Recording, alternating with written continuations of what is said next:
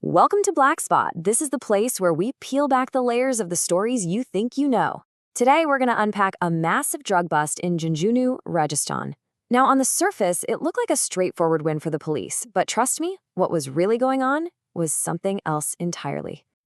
So, back in December of 2025, you probably saw headlines just like this one: 100 crore Mephedrone or MD factory, completely dismantled.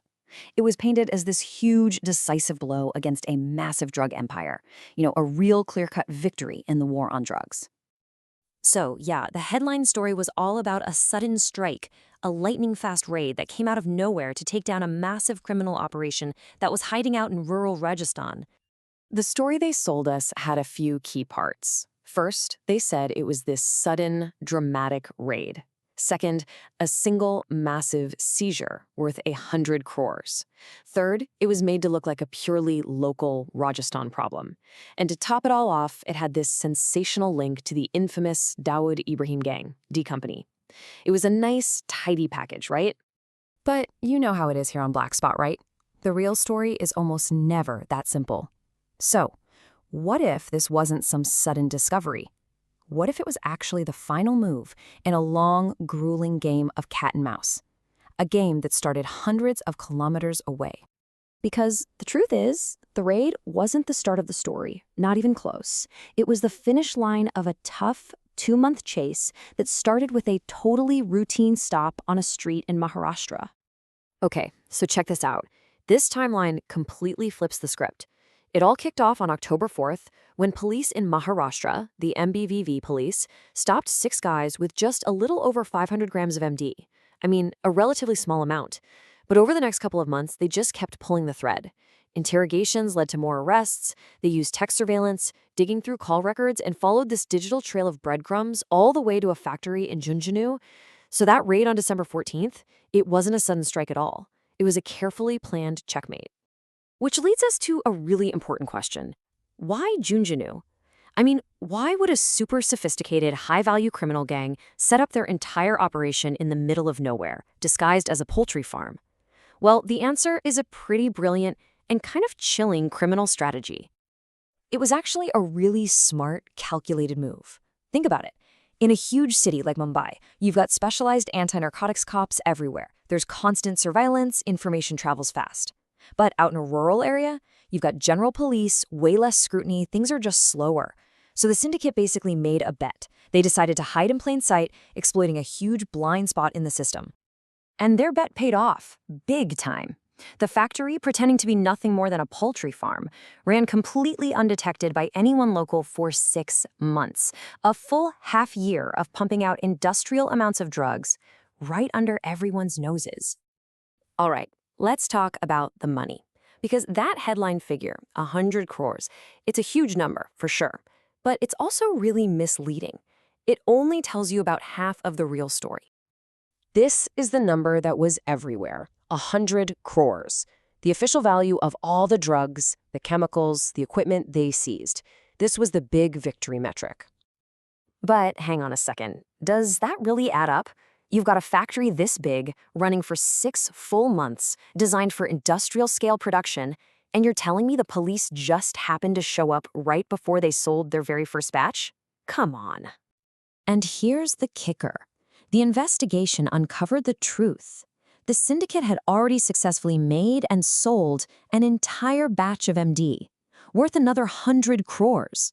That batch was already on the streets before the police even knew the factory existed. So here's what you need to understand about that number. The 100 crore figure wasn't just about what the police physically grabbed. It also included the value of the second batch that they prevented from being made. So this wasn't a 100 crore operation that got stopped. It was a 200 crore operation, and the criminals had already won the first round. Now this is where it gets really serious. This bust did more than just get some drugs off the street. It actually confirmed a very dangerous new strategy for how major crime syndicates like D Company are now operating inside India. See, for years and years, groups like D Company were all about smuggling, moving drugs across borders. Super risky stuff, right? Well, now they're pivoting. They're thinking, why bother with all that risk crossing borders when we can just make it here? It's lower risk, the profits are way higher, and they control the entire process from start to finish. And they have a system. It's basically a 4-step business model. Step 1, get the money and the muscle. Step 2, find a quiet spot to build your lab, like Jhunjhunu. Step 3, manage all the logistics to get your raw chemicals. And step 4, use your existing massive networks to sell the final product. I mean, it is a shockingly corporate, vertically integrated approach to crime. So while this bust was a huge win for the investigators, no doubt about it, it also uncovered a really critical and, frankly, a deeply worrying system failure. How on earth does a chemical factory this big operate for half a year without anyone noticing? Just look at this contrast. It's really a tale of two different police forces. On one side, you have the MVV police from Maharashtra, who were relentless, proactive, and followed a tiny lead across the country. And on the other side, you have the local police, who had no idea a massive drug lab was operating in their own backyard for 6 months. The criminals didn't just find a quiet spot, they found an intelligence gap. And that really gets to the heart of it. This entire success story happened because one police force managed to compensate for the blind spot of another.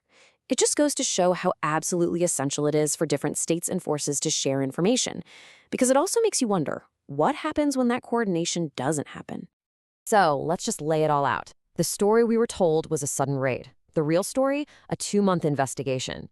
It was portrayed as a 100 crore seizure, but it was actually a 200 crore operation. What looked like a local crime was in fact a transnational syndicate's new playbook.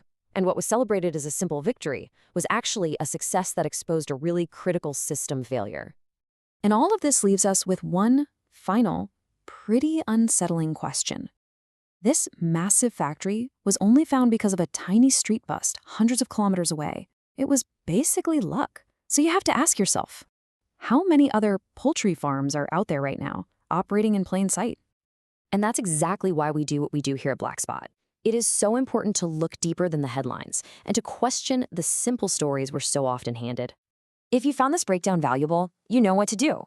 Subscribe to Black Spot and join us as we continue to uncover the stories hiding behind the headlines. Thanks so much for watching.